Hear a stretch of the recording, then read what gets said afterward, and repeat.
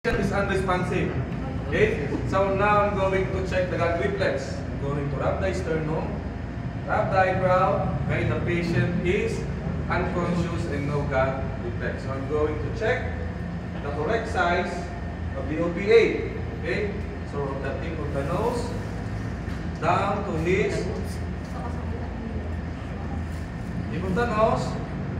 Parang kulang mo, mahabaan natin. The tip of the nose. Sorry. The tip of the mouth. The tip of the So, sakto naman pala. Okay? So, this is the correct size. Now, we're going to the patient.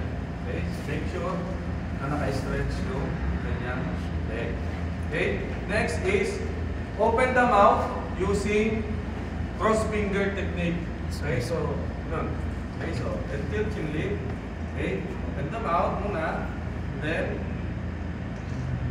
cross finger technique. Okay. Insert. Okay, and then rotate 180 degrees. Bilis ba? Ulit? Bilis. Okay na. Wow, di ba? Abot yan. Pag nabulunan, tumama sa ano niya. Bahala kayo sa kayo. Sa ba na kumama?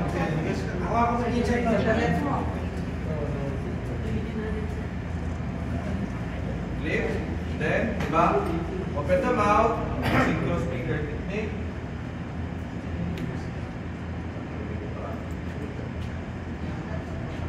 Okay, insert, and then rotate 180 degrees.